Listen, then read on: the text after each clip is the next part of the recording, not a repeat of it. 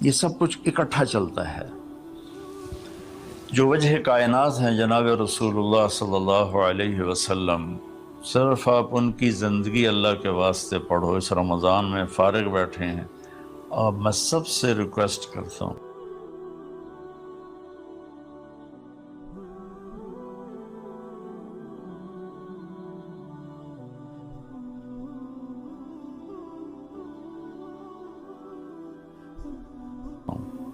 کہ آپ اللہ کے نبی کی زندگی پڑھو کہ آپ نے کیسے زندگی گزاری، کہ سب سے زیادہ مشقت والی زندگی میرے نبی نے گزاری، سب سے زیادہ تکلیف دہ زندگی میرے نبی نے گزاری۔ لیکن ایک جہان اللہ نے آگے پیدا کیا ہے جو موت کے بعد آتا ہے، جس کا نام ہے جنت، جس میں آئیڈیل لائف ہوگی، آئیڈیل ہوم ہوگا۔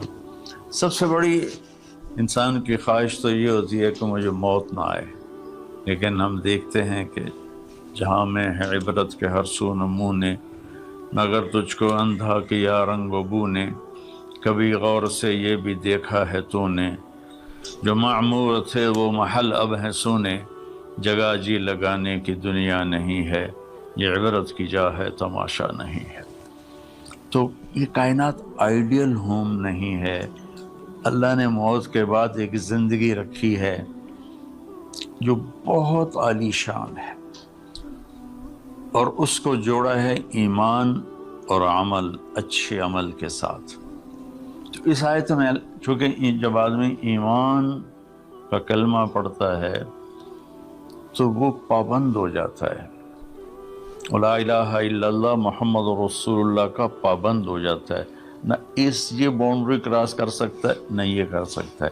اس کے اندر جتنا وہ کر سکتا ہے اس کو کرنے کا حکم ہے، اس سے باہر نکلنے کی اجازت نہیں ہے۔ تو انسان ایک پابندی میں آ جاتا ہے، اور جو پانی نالیوں کا بے ہنگم بہتا ہے وہ گندگی پھیلاتا ہے، جو پانی پائپ میں گھٹ کے آتا ہے وہ ہمارے گھر کے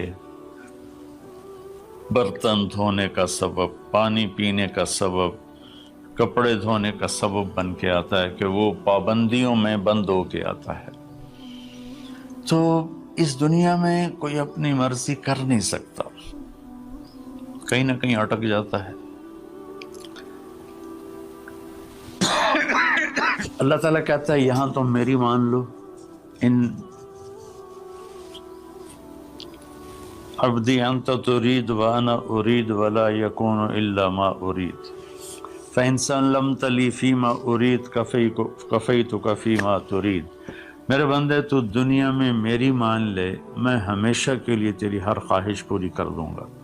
تو اس آیت میں اللہ نے ایک بڑی خوبصورت ہمیں بات سمجھائی ہے کہ میرے بندو، تم سونے کا چمچ لے کے پیدا ہو یا ایک تھر کے جھونپڑے میں پیدا ہو، موت نے تمہیں مٹا دینا ہے۔ تمہارے پاس 60-70 سال ہیں، 80 سال ہیں میکسیمم، پھر تم موت اٹھائے گی اور گڑھے میں ڈال دے گی۔ تو میں تمہیں بشارت دیتا ہوں، اللہ اپنے نبی سے کہتا ہے بشر۔ بشر کا مطلب ایک دفعہ کہنا نہیں ہوتا، جیسے کہ اذن فی الناس بالحج یاتوک رجالا، کہ اے ابراہیم اعلان کر اور بار بار کر۔ جیسے اذان کو اذان کیوں کہتے ہیں کہ وہ بار بار اعلان ہوتا ہے۔ تو بشر، اللہ تعالیٰ فرما رہے ہیں میرے محبوب، میرے بندوں کو آپ بار بار خوشخبریاں سنائیں، چونکہ ایمان والی زندگی پر جب آدمی چلتا ہے اور اچھے عمل والی زندگی پر جب آدمی چلتا ہے تو اسے گھاٹیوں سے گزرنا پڑتا ہے، اسے ان گھاٹیوں بغیر مٹا دے اپنی ہستی کو اگر کچھ مرتبہ چاہے، کہ دانہ خاک میں مل کر گل و گلزار ہوتا ہے۔ یہ دنیا کی ریت ہے، شارٹ کٹ کوئی نہیں ہے۔ یہاں گھاٹیوں سے گزر کر شہرت تو بہت سے لوگوں کو حاصل ہو جاتی ہے، پیسہ بہت سے لوگوں کے پاس آ جاتا ہے، طاقت حکومت بہت سے لوگوں کے پاس آ جاتی ہے، لیکن ان میں کامیاب وہ ہوں گے جنہوں نے شارٹ کٹ نہیں مارا ہوگا، جنہوں نے اللہ اس کے رسول کا راستہ اپنایا ہوگا۔ تو اللہ تعالیٰ ان سے فرما رہا ہے کہ میرے بندوں سے جو ایمان اور عمل والے ہیں میرے نبی، اب انہیں بار بار فرمائیں کہ تم جمے رہو، کس لیے کہ تمہارے لیے اللہ نے ایک گھر تیار کر کے رکھا ہے جس کا نام ہے جنت۔ جنت باغ کو کہتے ہیں، اور جنت درختوں میں گھری ہوئی جگہ کو کہتے ہیں، ڈھانپے ہوئی وہ جگہ ایسی ہے کہ درختوں نے اس کو ڈھانپا ہوا ہے۔ جنت جنہ ڈھال کو کہتے ہیں، جس کے جو آدمی کو ڈھانپ لیتی ہے۔ تو اللہ تعالیٰ فرما رہا ہے میں نے وہ جنت بنائی ہے تمہارے لیے، اور آگے ایک چھوٹی سی نعمت کا ذکر کیا ہے۔ اچھا، اللہ نے جب سے دنیا کو بنایا ہے اسے ایک دفعہ محبت کی نظر سے نہیں دیکھا۔ ان اللہ لم ينظر الیہا منذ ان خلقها، ان اللہ تعالی لم ينظر الیہا منذ خلقها، اللہ نے جب سے دنیا کو بنایا ہے اسے اللہ نے کبھی نظر محبت سے نہیں دیکھا۔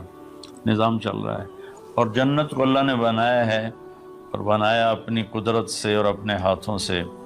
ان اللہ تعالی خلق الفردوس الاعلی بیدہ، میرے نبی کا فرمان ہے اللہ نے جنت الفردوس کو اپنے ہاتھوں سے بنایا ہے۔ جو چیز اللہ کے ہاتھوں سے بنی ہوگی وہ کیا ہوگی؟ تو اللہ تعالیٰ فرماتے ہیں تم آ جاؤ میرے پاس، تمہیں عجیب سرپرائز دوں گا۔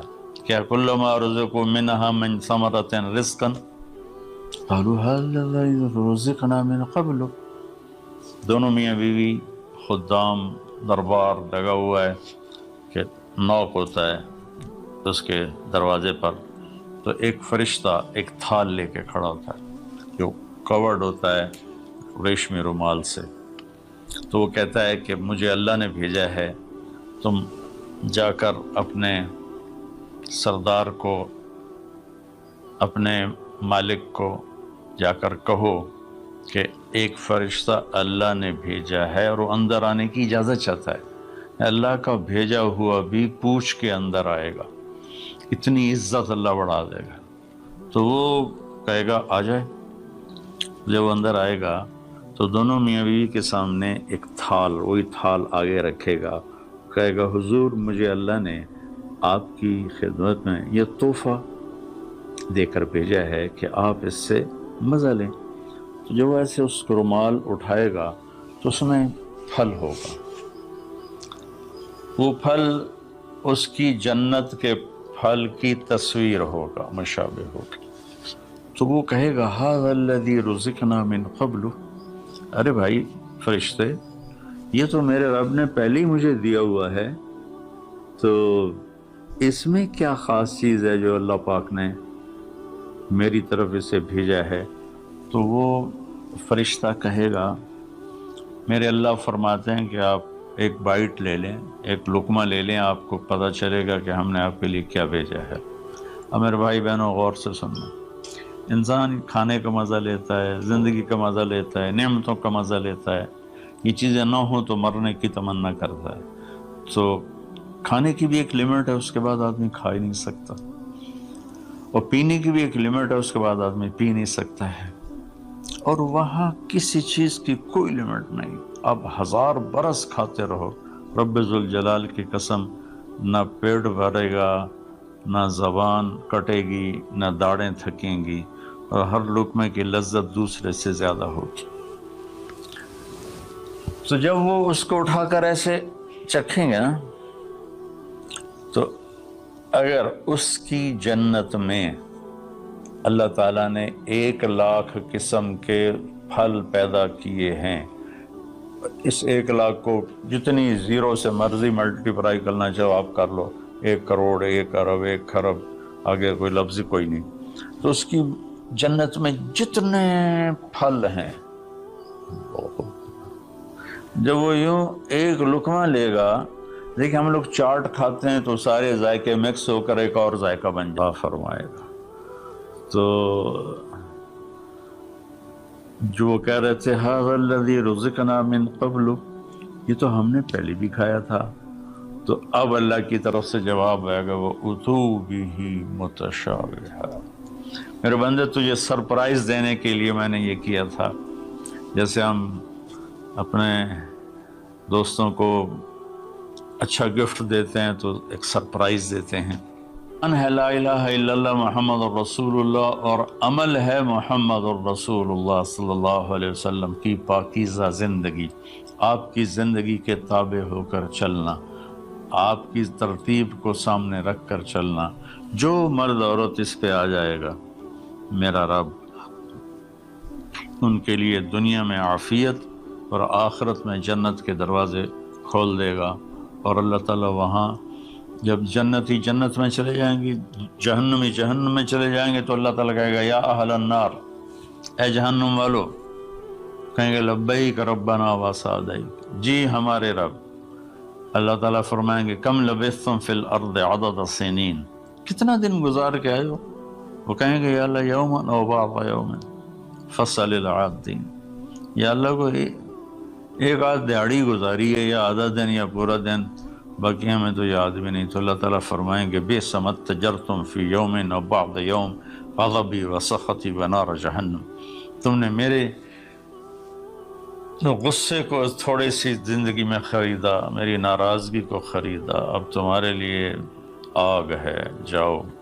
پھر اللہ جنت والوں سے کہے گا یا اہل الجنہ، اے جنت والو، وہ کہیں گے لبیک ربنا وسعدیک، تو اللہ تعالیٰ فرمائیں گے کم لبثتم فی الارض عدد سنین، تم بتاؤ تم کتنی زندگی گزار کے آئے ہو؟ وہ کہیں گے یومن و بعض یومن فصل العادین، یا اللہ کو دن آدھا دن ہی گزارا ہے۔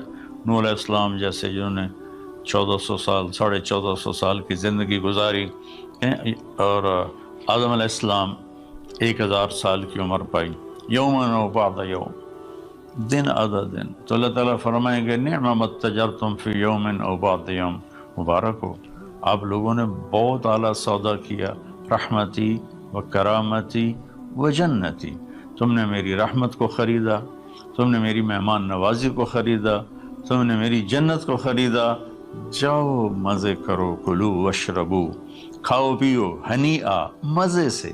مزے سے کیا مطلب؟ کہ اس کھانے پینے کے بعد کوئی تنگی نہیں، پوری جنت میں ایک ٹوائلٹ نہیں ہے، پوری جنت میں کوئی گٹر پائپ نہیں ہے، پوری جنت میں کوئی کچن نہیں ہے، پوری جنت میں کوئی واش روم نہیں ہے، پوری جنت میں کوئی واشنگ مشین نہیں ہے۔ سبحان اللہ، ان ساری گندگیوں سے پاک کر کے بھائی بہنوں اللہ نے ایک گھر بنایا ہے۔ تو میرے بھائی بہنوں چند دن کی زندگی ہے، آپس کی لڑائیاں چھوڑیں، آپس کے حسد بغض کو چھوڑیں، آپس کی رنجشیں ناراضگیاں چھوڑیں، وہ چاہے فرقہ واریت کی بنیاد پر ہیں، چاہے وہ سیاست کی بنیاد پر ہیں، چاہے خاندانی بنیاد پر ہیں۔